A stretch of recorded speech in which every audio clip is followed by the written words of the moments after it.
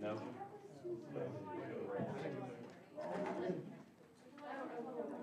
Morning.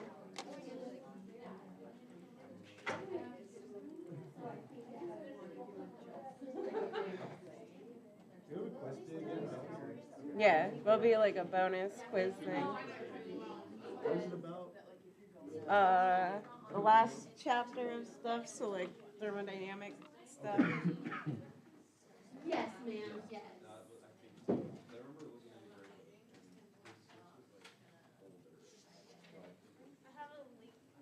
Oh, sweet.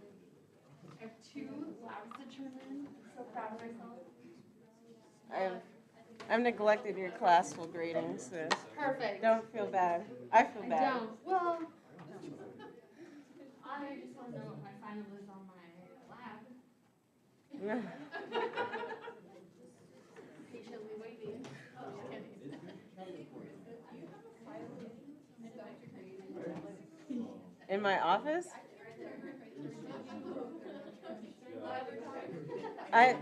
If I have it, it's in my backpack. Oh, sweet. Can we look at some point today? Yeah, after class. It's not like, lost. Yeah. I like graded all of Chem 104's stuff, probably because their class is smaller. Yeah. That just means I neglected y'all. I know. I'm not. I do feel bad. How bad? Bad enough to give us extra credit? You already have so much Bad extra enough credit. to let us have a group work on the last quiz. Like we can all help each other out. Group work on the last quiz. We can just go through it on the board. We all get that. I could consider group quizzes. Yeah, the last, I haven't graded quiz 8, but the last few quizzes have been a little brutal. Yeah. I can tell you. Hang on. I got a better grade than I thought I was going to. I did get a better grade on 7. I didn't say it was good. I said it was better than what I thought. Yes. I'm a 72. I'm not gonna lie. Did you not take it? Yeah, if you didn't take it, you can take it. Yeah, or I think it was Tuesday, because Thursday was Turkey Day. Oh, Yeah. yeah, I was I wasn't here on Thursday. Yeah, neither was I. Yeah, no. Do you have any extra calculators? I can grab some, yeah. Is this in the quiz that I like need it probably? Probably, yeah. At least for some addition, subtraction.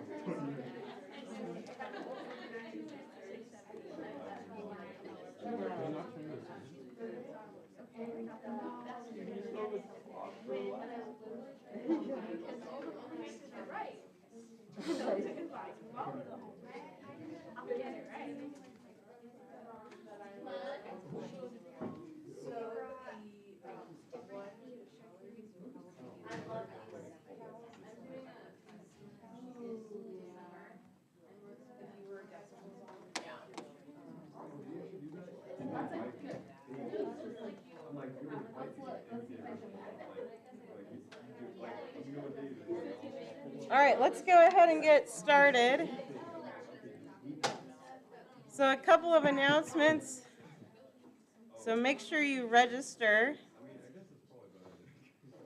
So right now I'm sitting at 21 students for Chem 222. I hope I haven't lost that many. I don't think I have. So I started with 36. I'm not expecting that many people to drop, so sign up if you haven't already, and that will also, again, open up another lab section, because right now we only have the one lab section, and if we stay at 21, then they won't open up another section. So just make sure you register if you haven't, and so I still owe you guys extra credit for registering, and so again, just bug me, I'll fix that, and so I apologize, I'm behind with your class on grading. And so I haven't graded quiz 8 for y'all. You'll get back quiz 7 today. But if you want me to grade anything urgently or you want to see if you are missing assignments, just check with me after class. So obviously no lab today, so that time is just going to be like devoted to grading hopefully and catching up and getting your grades settled. And so also don't forget, we have our guest speaker this Friday. And so just keep an eye out for what room we're going to be in, because I have to, because of my fancy setup, I have to test the room. So I'm not sure what room we'll be in, but I'll send out an announcement. If we can't go to the guest speaker, is there another way to earn extra credit or watch it online? Yeah, so I'll record it. So that's why I have to test the room out, so I make sure that I can record it properly. So we'll be able to go back and watch it. Yeah, so you can go back and watch it. So if you can't make it, that's Friday. So this Friday, 1 p.m., I'll try to have like probably some, snacks, maybe some cookies or something. So it'd be kind of fun. But yeah, just watch out for the announcement for a room number.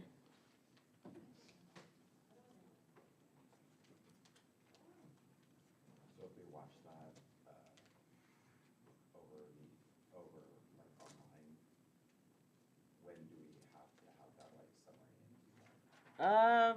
Ideally sooner rather than later. I think I have to check when grades are due. They're probably due the Monday at noon. That's So if you know, by Saturday or Sunday, at the very, very latest.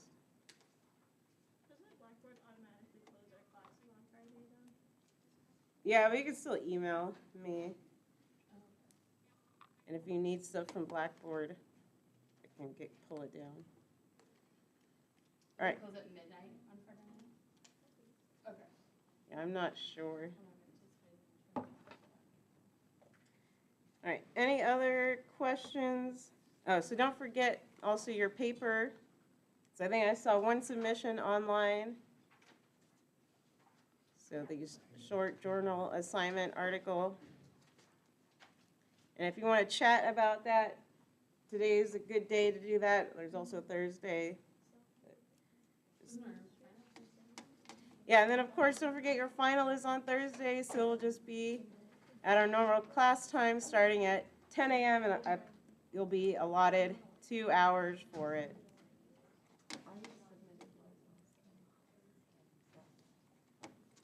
All right, so let's go over your exam and what it's going to look like. Unless there are questions to start off with. Just interrupt if you have questions. And so it starts off with, you have 6 multiple choice questions. And so some topics would be like some naming you might have to do, identifying what's a state function or not.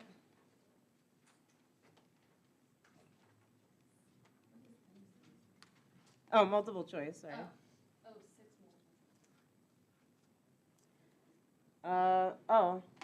You might have to identify. So a lot of people messed up the quiz. There are 2 types of quiz questions. And so they both ask the same thing. So there was something like, what sample has the greatest number of molecules?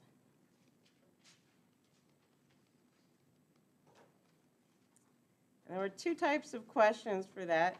So it either asked it, and it gave you some gram amount, like 5 grams of helium or something, 5 grams argon, 5 grams krypton. So this was one form of this question. And so what was the key trick for this one? So I saw a lot of people doing work by hand and like calculating the amount of moles, which was great. But what are you looking for? Like, what's the trick for how you easily know which one has the greatest just by looking at this? What did you say? So the lightest one. So if you're trying to figure out who has the greatest number of molecules, in this one they were all grams. And so you know you're going to take, since they were all the same amount, and so that was the other key, they have to be the same amount, and then you're just going to divide by molecular weight, right, to get moles. So then whichever one was the smallest was the one with your greatest number of molecules. So you didn't have to do a bunch of work for that. It was great if you did. That actually helped some people with partial credit, but so that's all you were looking for. And if you wanted partial credit on this without going through the painful work, you could write something like this, show I want something with the smallest. So even if you accidentally circle, argon or something, who knows what happens on a test. But then I at least know, okay, you were trying to find the smallest, and then I can at least give you partial credit. And then, of course, the other form of that, so it asks the exact same thing. Let me see if I can. Oh, my gosh. What chapters is the final over? It's a good question.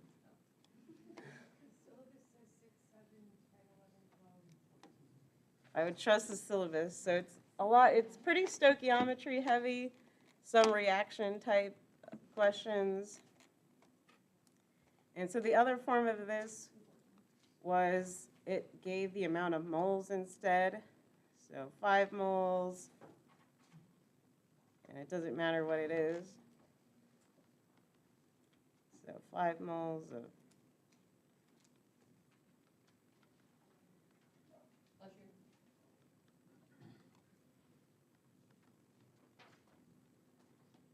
And so if you have this one, and then I think there was a answer choice, all the same or something. And so of course the trick here was just, it's in moles. So we were already given moles, so they all have the greatest number of or the same number of molecules. So for that one, it was all the same number. So those ones really tripped up people. So just watch those units, if we're in grams, if we're in moles. So expect something like this on your exam. So again, just watch what I give you. Which one is it, moles or grams? You just give us one, please. You get so much already. And then, so also for your multiple choice, there'll be some like reaction type questions. So all the single replacement, double replacement, redox, acid base, all those good ones. There'll probably be some precipitation question. So you mix two solutions together. What's the precipitate? And so of course you just need your solubility rules, and that should be fairly straightforward. Is there a study guide? I could post one.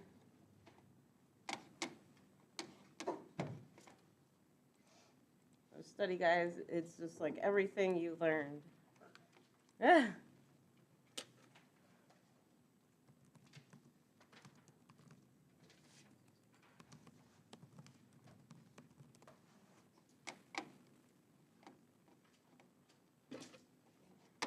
And so let's do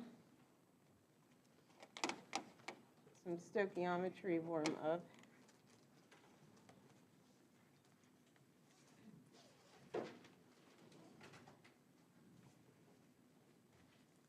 And we'll look at our good old Haber-Bosch process.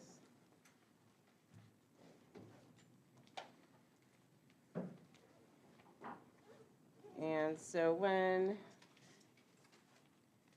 25 moles of nitrogen reacts with 25 moles of H2, what is the limiting reagent?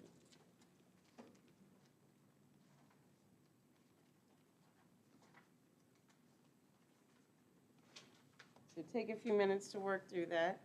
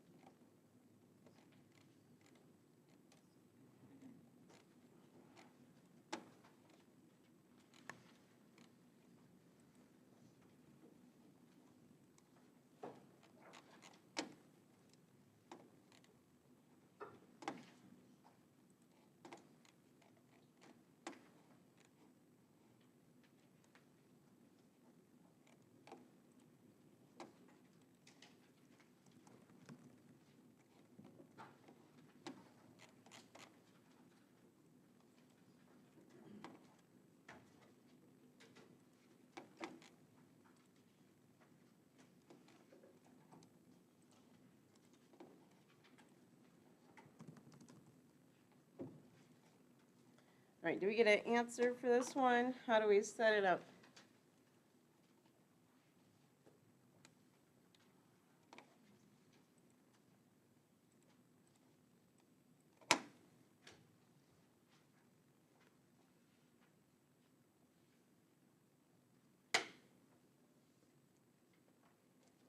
So what do we do? Somebody walk me through.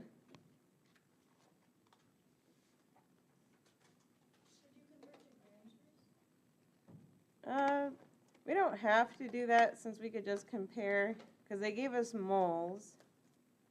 So then, and we have our balanced equation, so I'd probably just compare mole-mole ratios. Isn't it 1 mole of N for every 3 moles of H? So when H is 1 mole of H. So let's check that out. And so it might be easier to compare to with the final product and see which one makes more. But I like your thinking too, that they're in a 1:3 ratio. And so we could do either way. So I'll just compare the final product. But you could also, like you were saying, compare how many you need. And so if we had 25 moles of nitrogen, then they're in a 2-to-1 ratio. So for every 2 moles of ammonia, we need 1 of nitrogen. So it looks like we would get 50 moles of product. And so if we compare that for hydrogen, so now they're in a 3-to-2 ratio.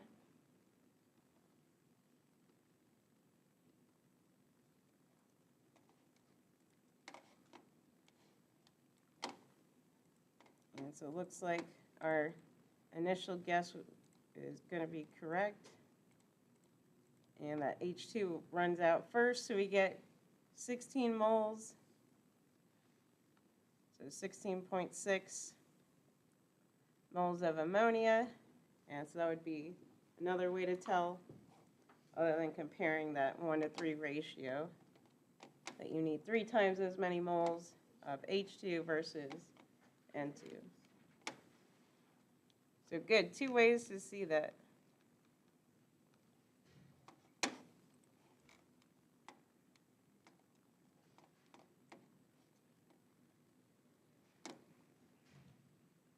Okay, let's do another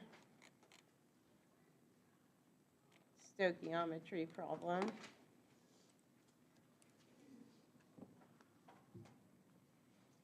And so we can measure iron.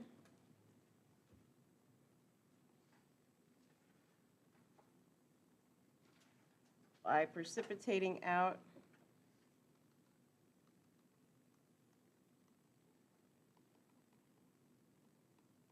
iron sulfide.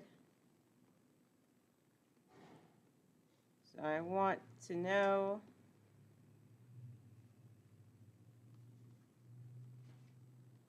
how much iron nitrate was in my original sample.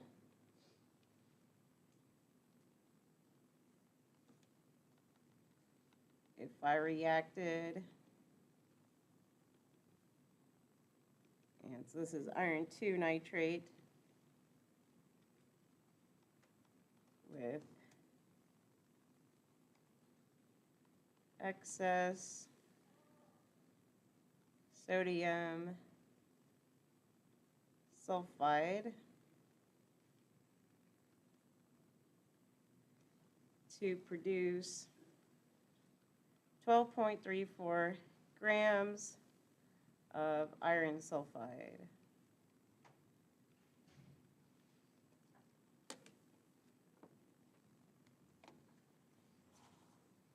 So take a few minutes, set it up, get it started, and we'll go over it.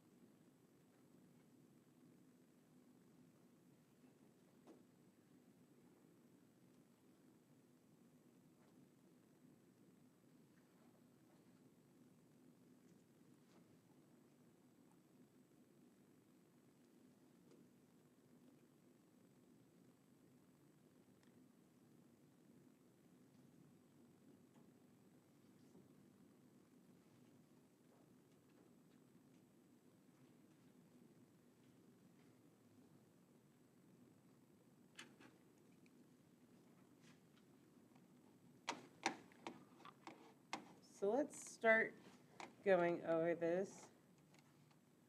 And so what's our balanced equation that we should start with?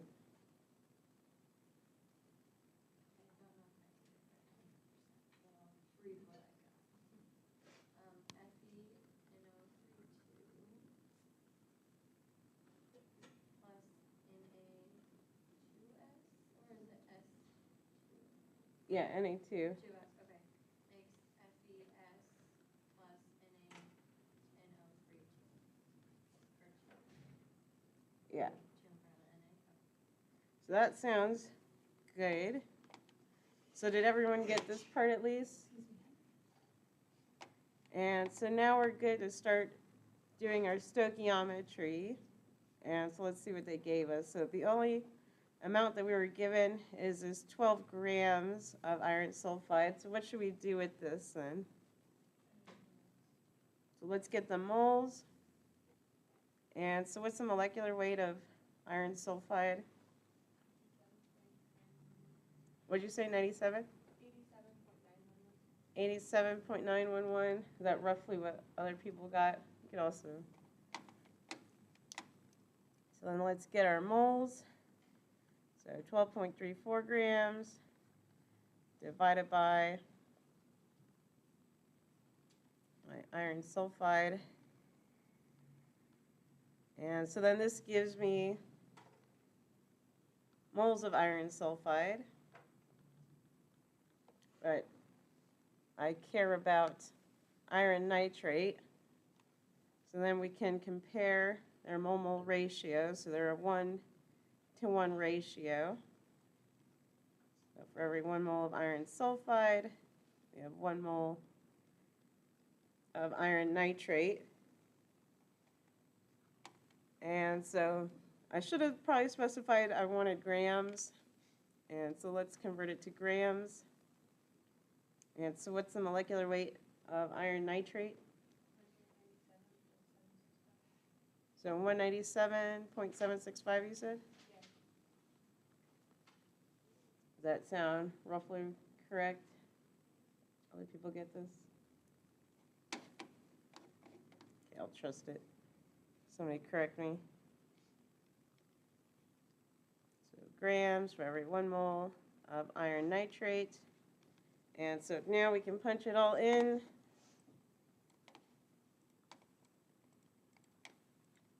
So 12.34 divided by our 87. Then times our 1-to-1 ratio, and then times our mass. So then do we get 27.7 grams for the initial amount of iron nitrate?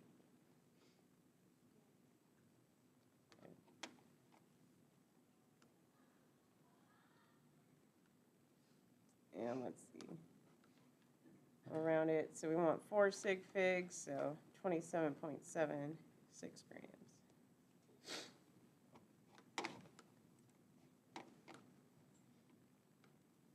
Any questions on that one? What was the 197? What was that? So that should have been the molecular weight of the iron nitrate compound.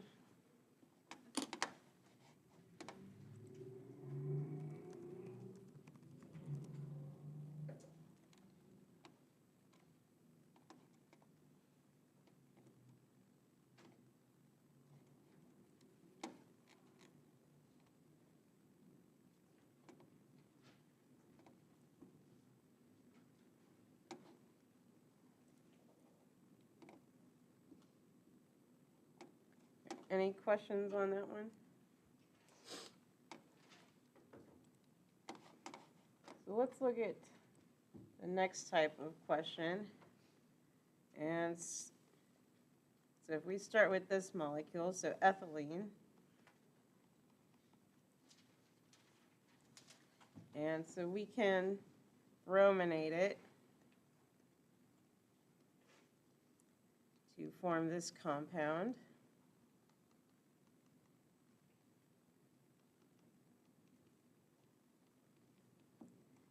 And so you need some data. And so we want to know what is the overall energy. So is it endothermic or exothermic? And so we have to be given some bond strengths. So a CC double bond is 611 kilojoules per mole. Carbon single bond is 348 kilojoules per mole. Bromine is 193 kilojoules per mole. And a carbon bromine is 297. So given that information, again, see if you can figure out if this process is endothermic or exothermic.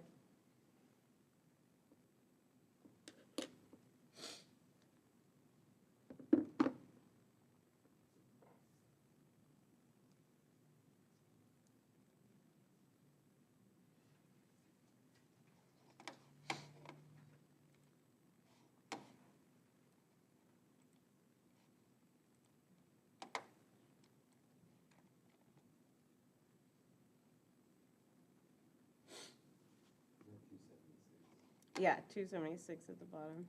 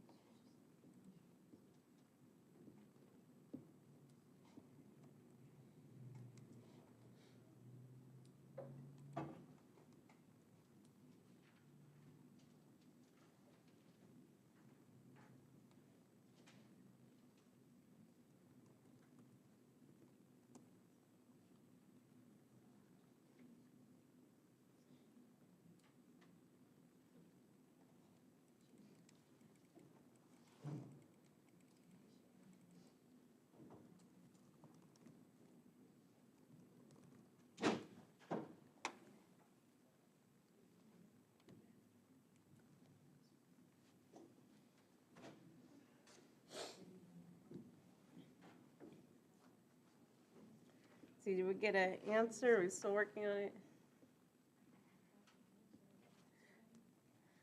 Well, that's good. Answer is always a good start. So let's walk me through what you did. So what do we have to do to approach these? I probably did it way wrong, but, so I added up the bonds on each side, so like the double carbon bond plus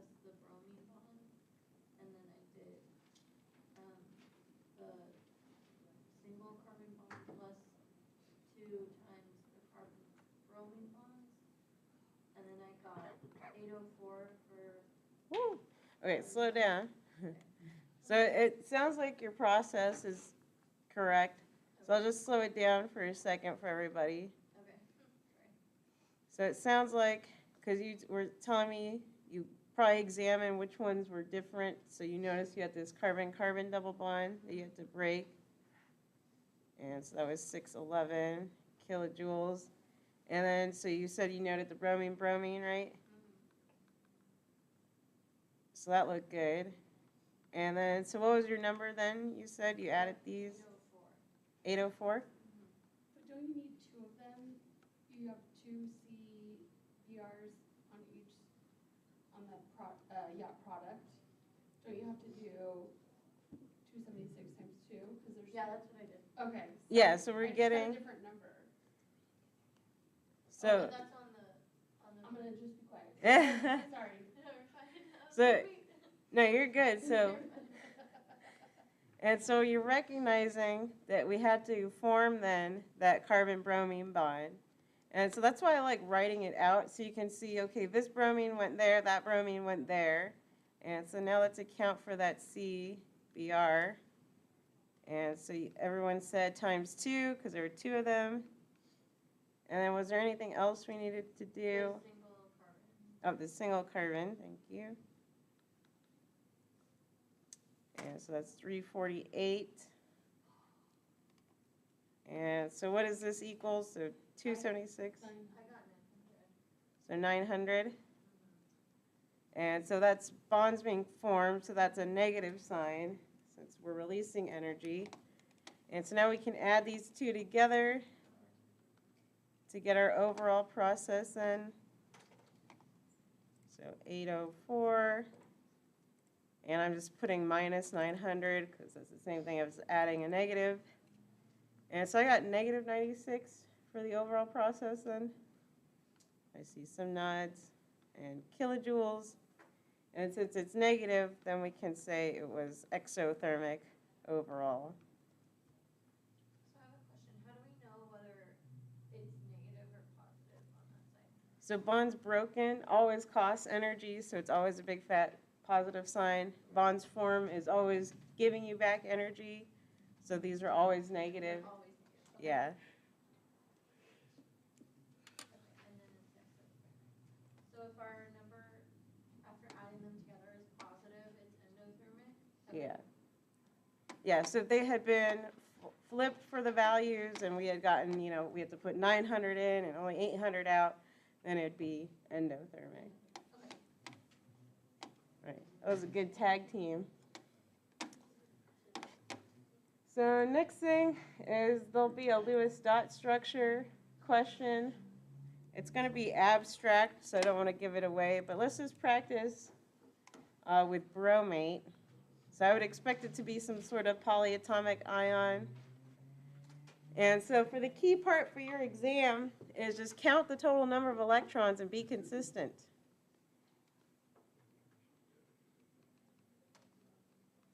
And draw it.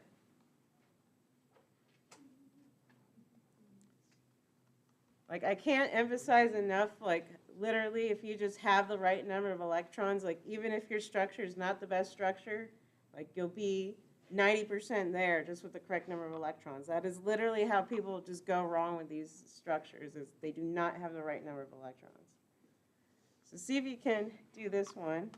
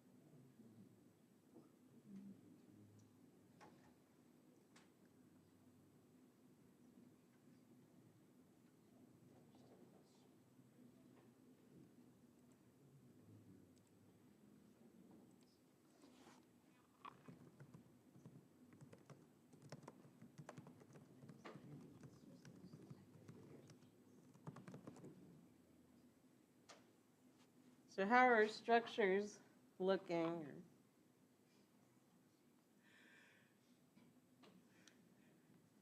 So let's start off with, so how many electrons are in this system? Let's see, so bromine has 7, 3 oxygens, so 6 times 3 is 18. And then don't forget your negative charge. And so let's see, 8 plus 18, so we get, what, 26 electrons.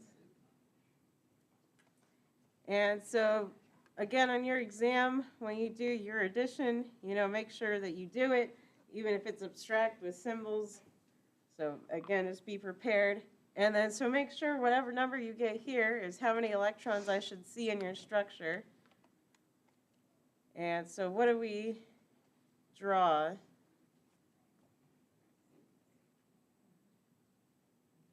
we could draw something like this.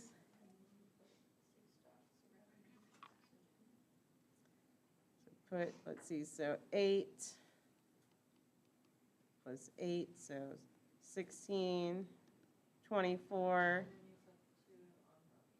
so 2 on bromine. And so this is one structure, so we could put in all our charges. And then what's the formal charge on bromine? So +2. And then so for this one, and so on your exam, if there's resonance, you want to draw some resonance.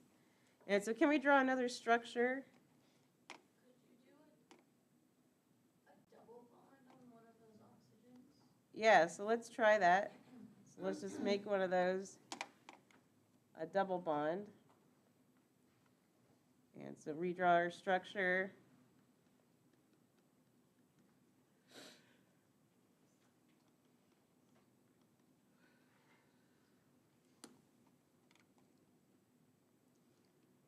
This still has 2.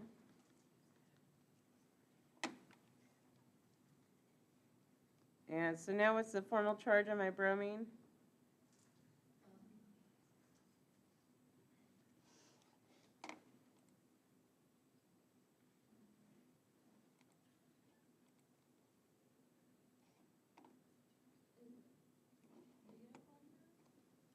-1 or should be +1. And so that looks good. Is there something else we could draw too?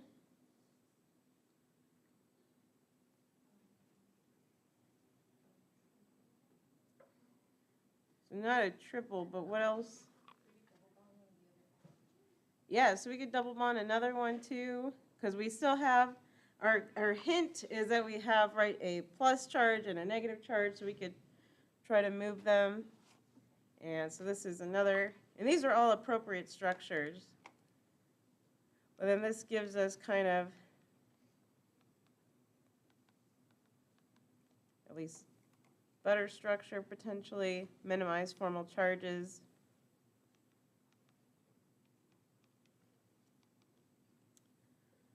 And so, of course, bromine is hypervalent. So 1, 2, 3, 4, 5, 6, 7, 8, 9, 10, 11, 12. So it has 12 total electrons, but that's okay.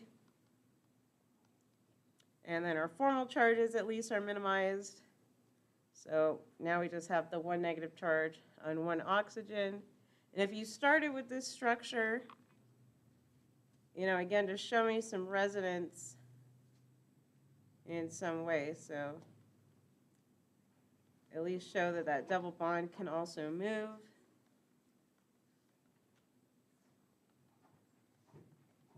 So something like that.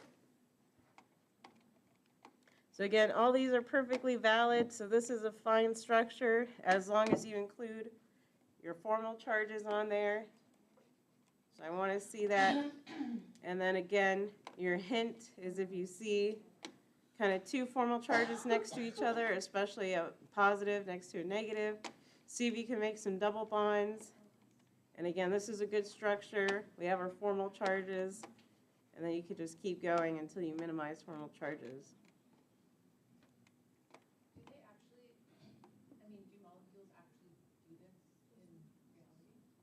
Well, remember the thing is with these resonance structures is we kind of have to average them all together, and that would give us a true picture.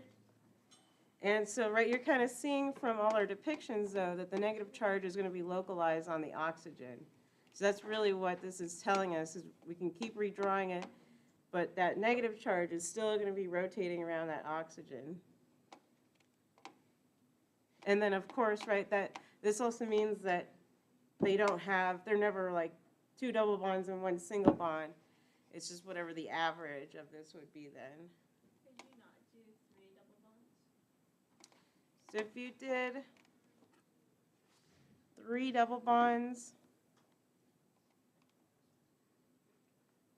so I think that just puts too many electrons on, let's see what that does. Because we can't make oxygen violate the octet rule. So we're at what, 1, 2, 3, 4, 5, 6, 7, 8, so 9, 10, 11, 12, 13, 14, 15, 16, 17, 18, 19, 20, 20. So then we still have 2 on bromine then. And so 1, 2, 3, 4, 5, 6, 7, 8. So now bromine carries the negative charge. So this would be okay. It's just now we're getting like really hypervalent 1, 2, 3, 4, 5, 6, 7, 8, 9, 10, 11, 12, 13, 14. So this would have 14 total electrons, which you just don't tend to see. But yeah, this would be still perfectly valid. Again, as long as you drew it, you put the negative charge on the bromine there. Oh, question? Sorry. So the formal charge was just that formula. So I'd write this down. So remember, you start with the number of valence electrons, and that's just literally right from the periodic table. So whatever it is for the neutral. And so we could look at this bromine while we do this. And then you want to do minus the number of electrons. And I always say, right, those are individual electrons on there. So in this case, so let's do it for this bromine. So we have 7 valence electrons from the periodic table, minus 2 individual lone electrons, and then minus the number of bonds. And so I just count how many bonds it has. So 1, 2, 3. And so 7 minus 2 minus 3, that gives us 2 plus there. And so for comparison, if you want to compare it to this bromine, so we'll start with 7 again, minus 2 electrons, minus 1, 2, 3, 4, 5 bonds, and so that one was 0.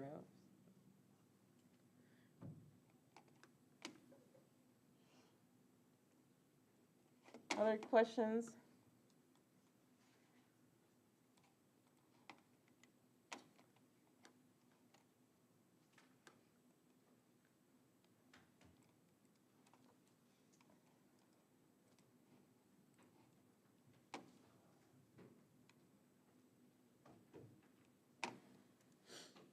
All right, let's see if we can try the type of problem you're going to have on your exam. So again, I expect it to be some symbols potentially when the actual exam, so don't let that confuse you. Did you say symbols? Yeah, like I won't actually use real chemicals on the exam because I don't want people to Google stuff. Gotcha. I know, I mean that way.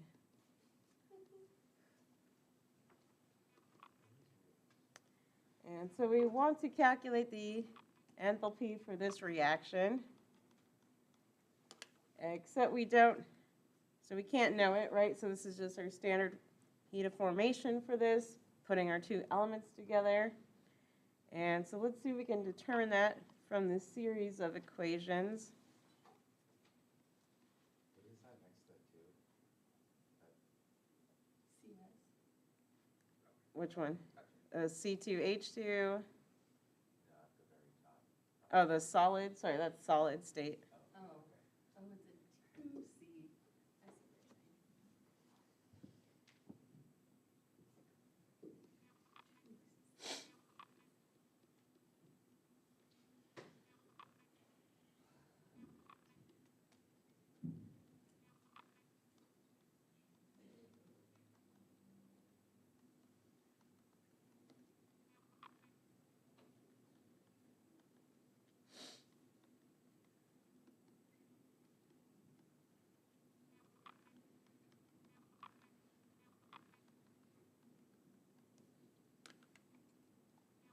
Sorry. Is that CS again? Yeah, Okay. so a solid blob of carbon. And then H2. That's half for oxygen.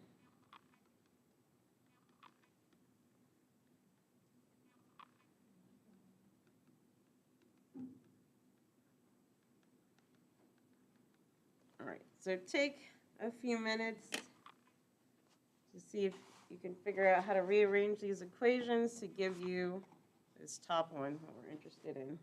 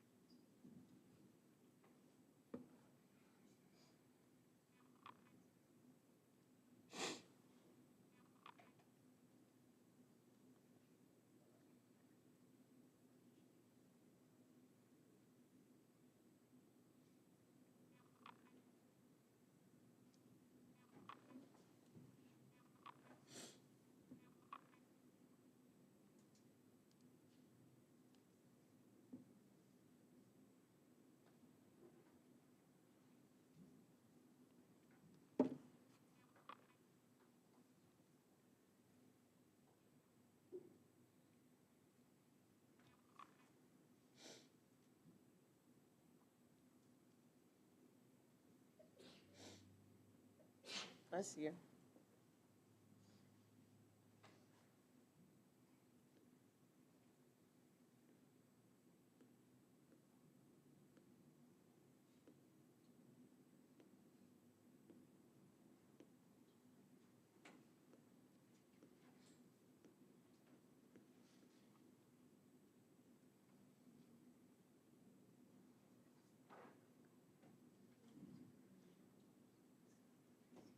Do we get an answer? There's still, I'll give people a few more minutes. So remember, just try to work through it. So you look at what you're trying to get to, who's on the product side, who's on the reactant side. That should help.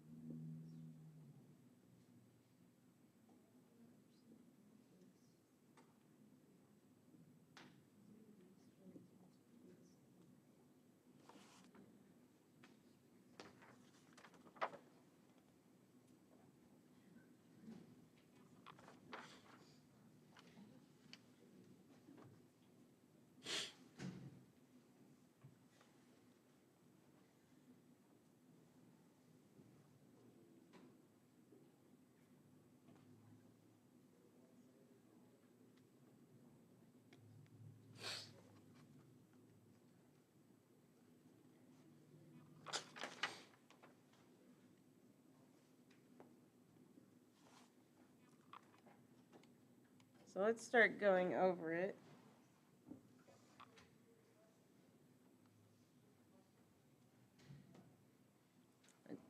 So we want to get to this equation.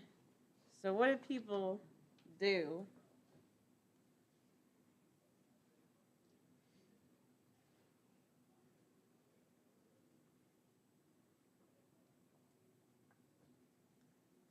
We could start with C2H2. So we want it on our product side, and then just kind of looking, okay, we have C2H2 here. It's nowhere else, but it's on the reactant side.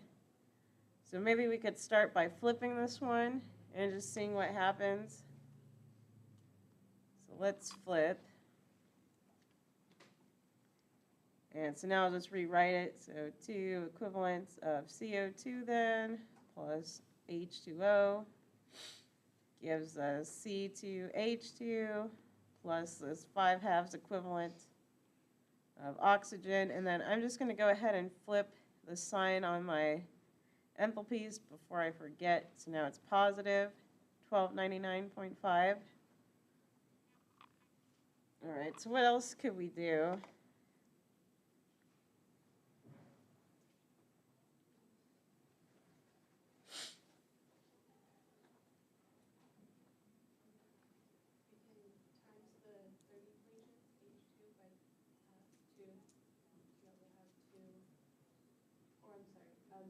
Oh. Second equation, so that we have 2 carbons. So let's do that. I like that. And so you probably saw we need 2 carbons in our reactant. This is the only place where we have carbons. And so let's try that out. So times 2. So now I have 2 carbons plus 2 O2, give me 2 CO2. And I'll just go ahead and multiply this by 2, again, before I forget. So negative 393.5 times 2.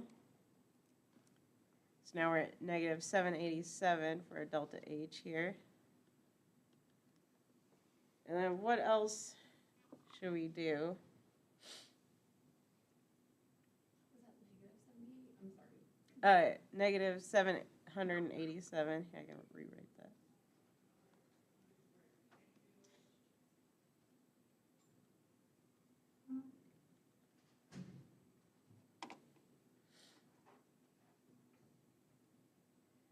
We have this last equation. Should we just try to add it maybe and see where we're at? So here at least one, yeah. And I'm just kind of looking at this H2. So I don't see another H2, so let's just see what happens if we add it.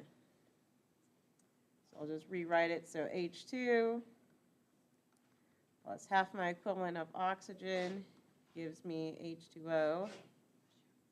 And we didn't do anything so far to the equation, so I'll just rewrite the negative 285.8 kilojoules from there. And so now we want to see, well, does this really give us what we want when we add it? And so remember, we can get rid of anything that's the same on both sides. So I see 1 equivalent of water, 1 equivalent of water, and 2 CO2, 2 CO2. And let's see, so we have 2 plus 1.5 oxygens. So this gives me,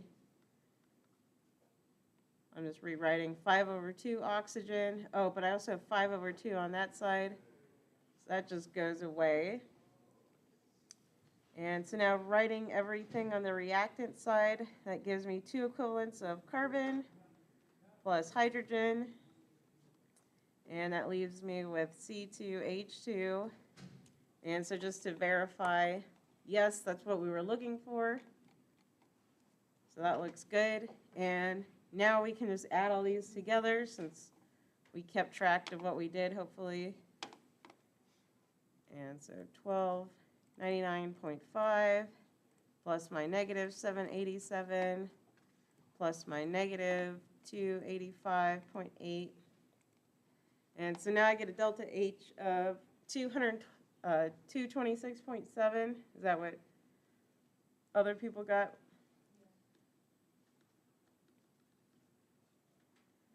.7 kilojoules. And of course, it didn't ask, but we can now say, right, it's an endothermic process.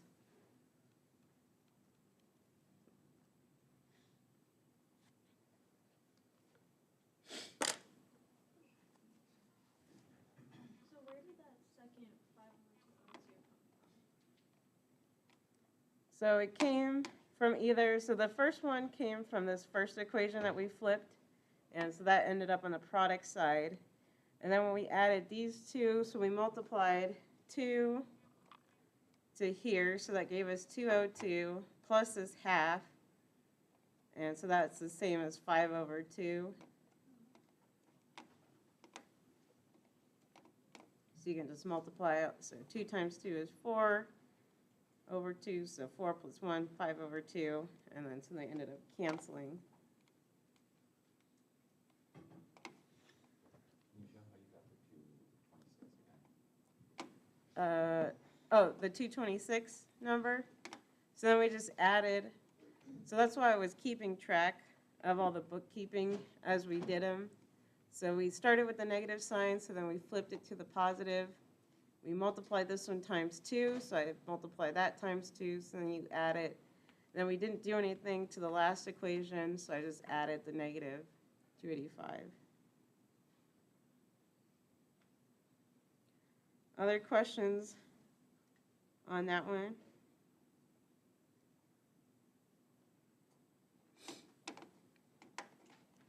So I don't have too much else prepared.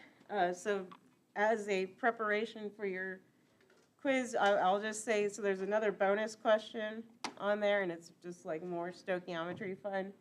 So if you want to do another stoichiometry practice, we can do so now. Okay, I see some nods. All right, so let's do this one.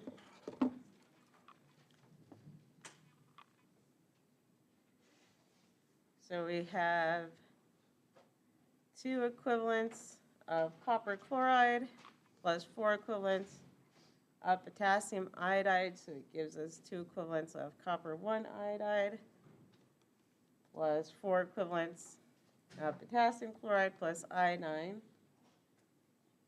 And so let's say 50.5 grams of copper chloride are reacted. And so let's do how many molecules? What? I didn't know if those were eyes. Oh, these eyes? Yeah, iodine. And so how many molecules of iodine are produced?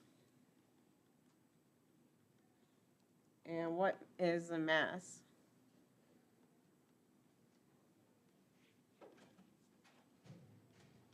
So I'll give everyone a couple of minutes for that one. Oh, sorry.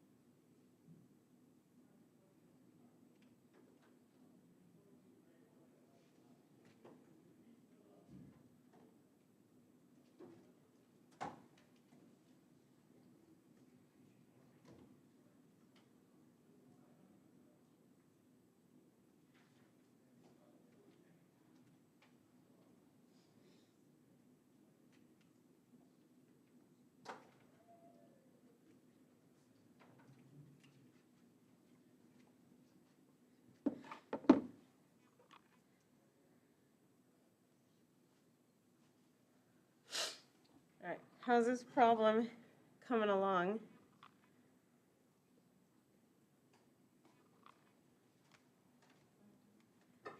So start walking me through this. So what'd y'all do first?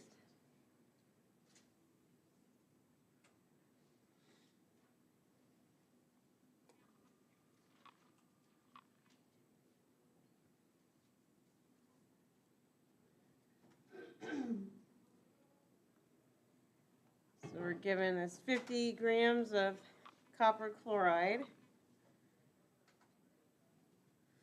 So what should I do first? So convert it to moles. So do we get a molecular weight of copper chloride? You said 134? 134.452. And so now let's get moles.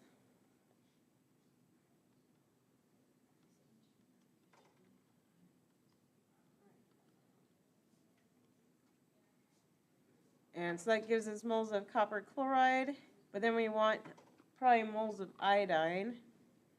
And so what do we need to do? So mole ratio, so they're in a 2-to-1 ratio. So moles of copper chloride goes on bottom, 1 mole of iodine on top. And so I'm just going to go ahead and punch this in so we can use it for the next few bits. So divided by our molecular weight and divided by 2. So then do we get that it produces 0.188 moles or so of iodine?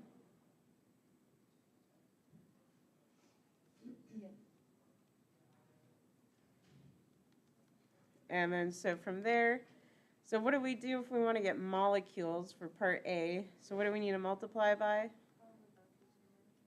So Avogadro's number. So moles goes on bottom, and then that's equal to 6.022 times 10 to the 23rd things.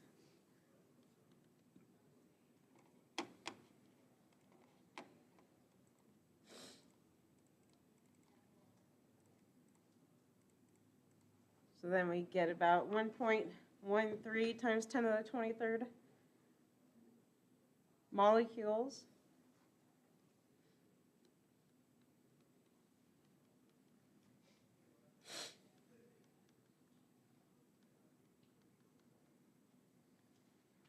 And then, so how do we get mass now, the last bit? So times it by the molecular weight, and then what's the molecular weight of iodine? 253 point, you said 808? And so that should have been I2. And again, make sure you look up iodine, multiply by 2. And so that last one, so 0.88.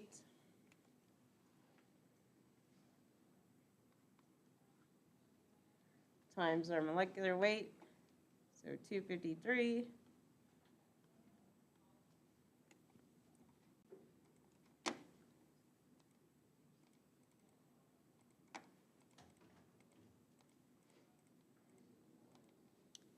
And so I get about 47.7 grams then.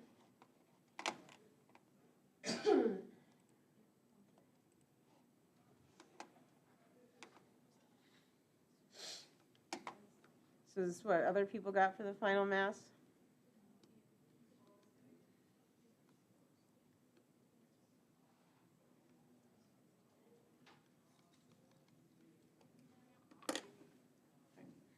Looks good.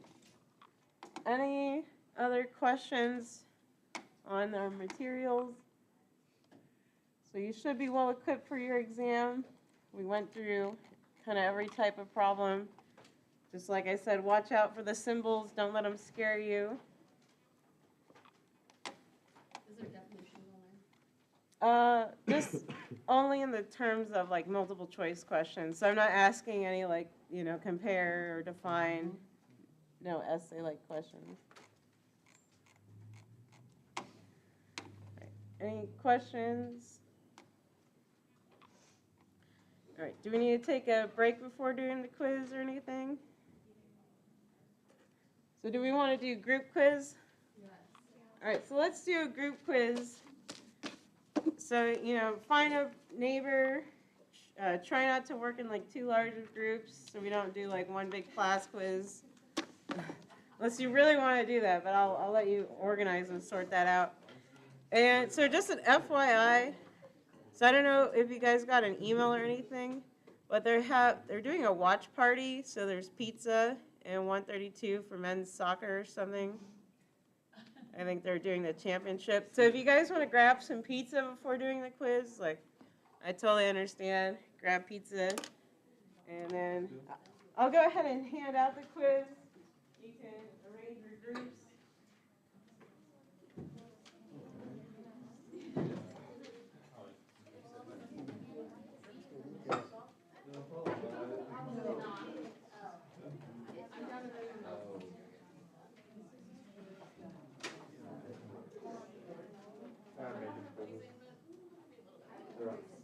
Okay, I'll be right back. I think the copier lied to me and did not give me 36 copies. She's all watching.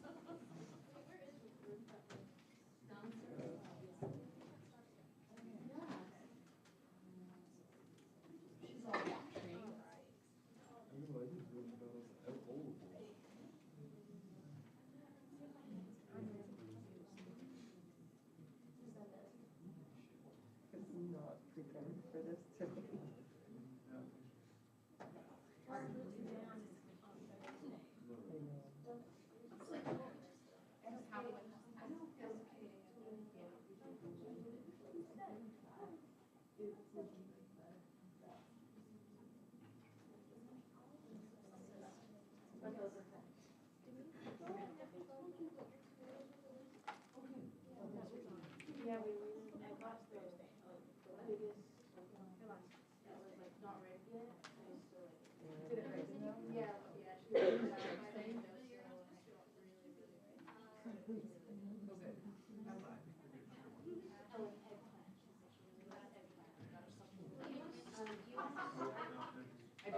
Okay, who didn't get a quiz? Sorry. Yeah.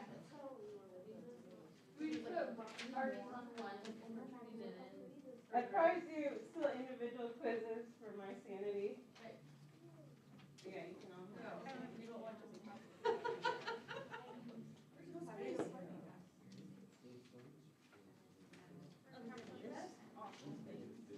Sorry.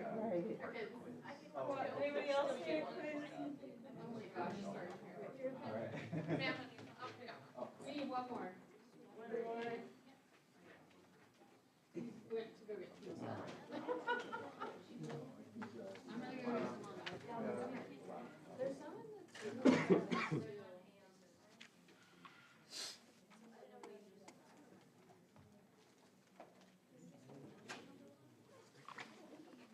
Oh, and then for your muddiest point, instead you can put maybe what was your favorite things about this class.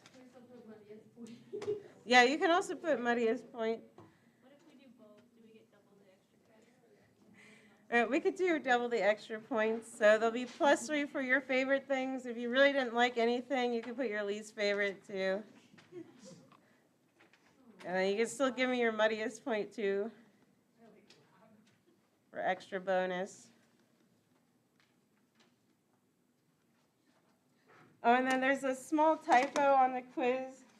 So if you go to the back, I just like dropped this stupid H from, so it has NO2, there's a delta sign, and an F and a dot, so you just notice I forgot the H, so the heat of formation for NO2. What number? 7. Yeah, I just dropped the H. Oh, on the N204? Yeah, where it says the N2, and then there's like a weird delta sign, and then just a heat. I forgot that heat of formation.